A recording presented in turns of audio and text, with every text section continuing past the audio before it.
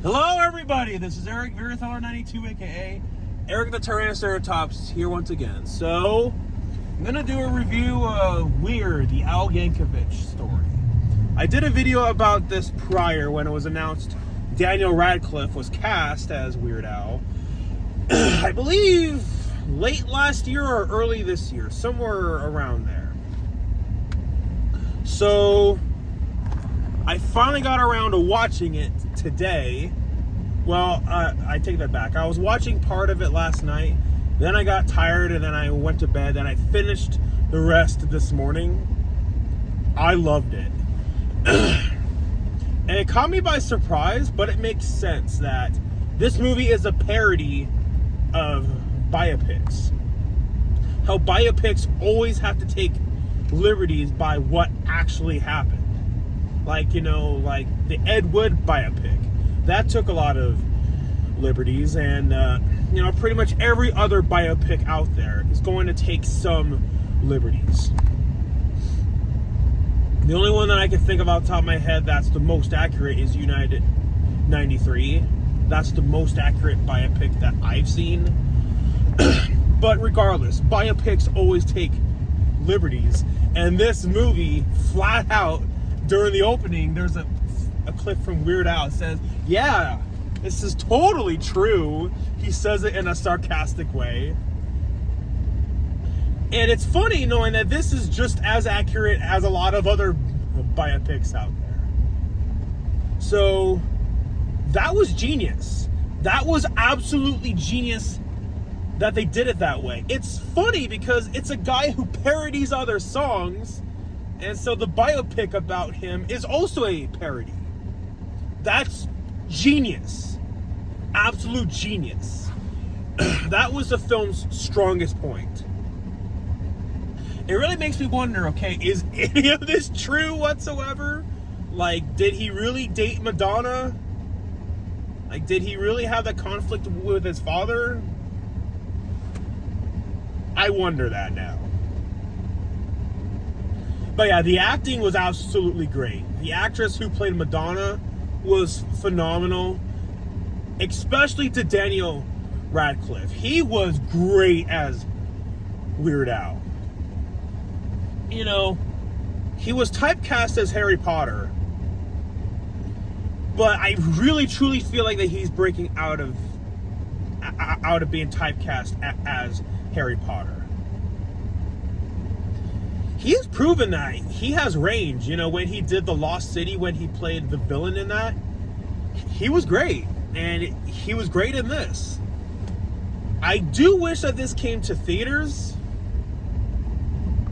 I do wish it did. I mean, we can still watch the movie. But, oh man, I really wish that this came to theaters.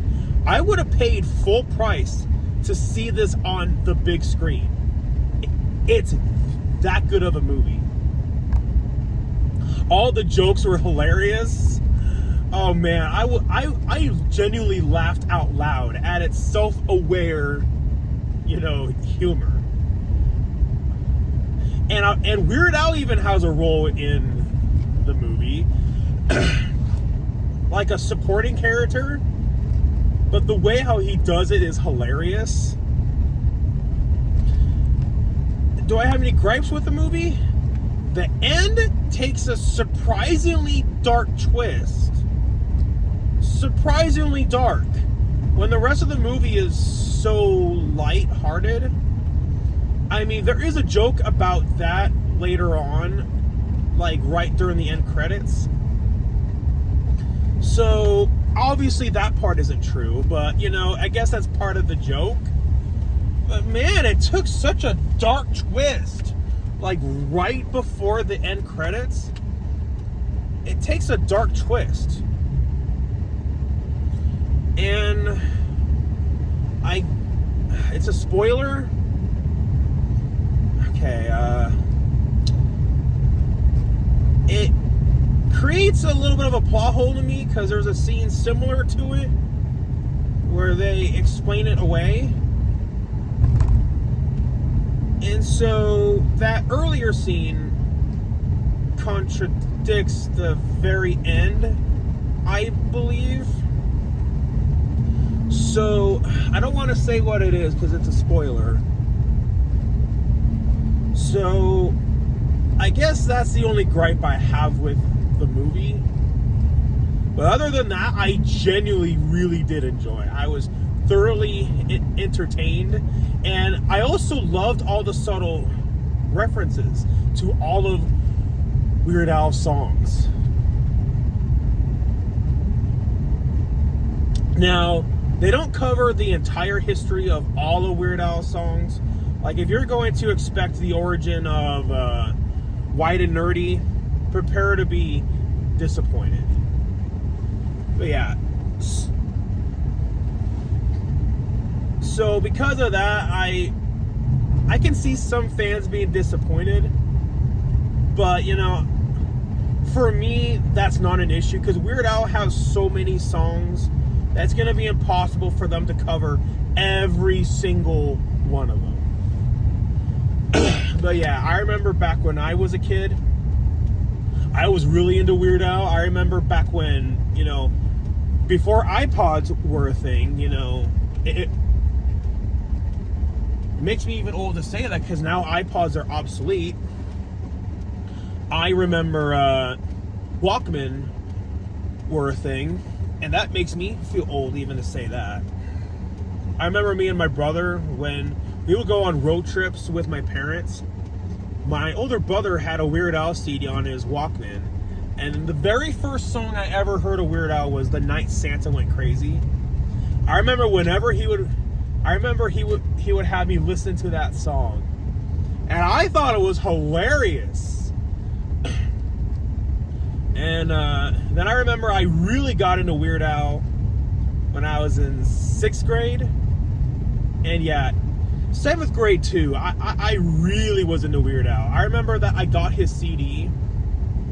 I forget what it's called, but it's the CD that has Confessions Part 3 and it has White and Nerdy. I remember when I had my Walkman, I would listen the crap out of that CD. And I finally got to see Weird Al live back when I was in the 8th grade. It's funny because there's an auditorium in the movie called the Shrine Auditorium, and I saw Weird Al in 2008 at a venue in my area called the Shrine Auditorium. So that was a very strange coincidence.